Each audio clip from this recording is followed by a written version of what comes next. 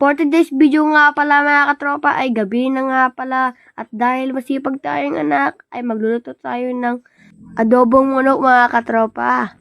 So ang unang gagawin natin ay huhugasan natin ang manok. Take note mga katropa, bago natin iluto ang manok, dapat siguraduhin nating malinis ang manok bago iluto. Pagkatapos kong hugasan tong manok mga katropa ay nilagyan ko ng asin para matanggal ang lansa. Diba mga katropa, ang galing ko. Charot! Bali matapos kong lagyan ang manok ng asin, huhugasan natin ulit ang manok mga katropa. Siyempre dahil may konting kalat tayo dito ng asin mga katropa, kaya naman lilinisan na natin. Bali ang susunod nating gagawin ay magbabalat tayo ng patatas. Matapos ko ngang balatan to mga katropa, ay syempre hihiwain na natin. O di ba mga katropa, pwede na akong mag-asawa. Charot, magagalit si mama. May iba nga pala tayo mga katropa.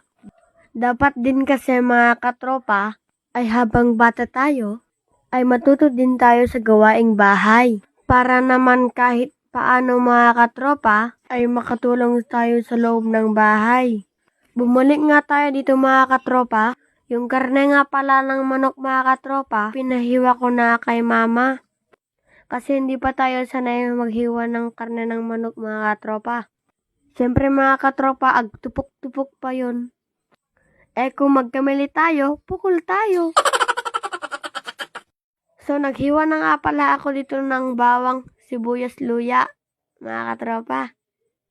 Matapos ko nga i-prepare lahat ng kailangan ko mga katropa ay magluluto na nga ako.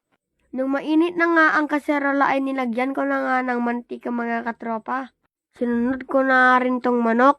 Matapos ko palang ilagay ang manok ay igigisa ko muna. Hintayin lang natin tong mag-brown konti mga katropa. At isusunod na natin buyas, bawang at luya. At igisa lang natin ito. Matapos ko ngang igisa, ay nilagyan ko na nga dito ng toyo. I-mix lang natin konti mga katropa. Tapos ilalagay na natin ang patatas. Alang natin saglit mga katropa. Ay pwede nang lagyan ng tubig. Nilagyan ko rin pala ng konting magic sarap at paminta. At nilagyan ko rin pala ng konting asukal mga katropa. Pang balance lang sa lasa. Tinakpan ko nga muna at iniwan ko. At habang hinihintay kong kumulo mga katropa, ay huhugasan ko muna ang mga ginamit ko kanina. Para hindi masyadong makalat mga katropa. Tulad nga ng sinabi ko, kahit simpleng pagtulong sa magulang, ay malaking bagay na yun sa kanila.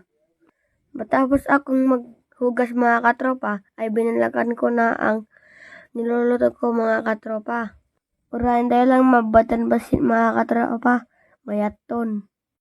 Gemasen. Okay na siya mga katropa. Pwede nang kumain. Kaya hanggang dito na lang mga katropa. Salamat sa panonood. Bye-bye.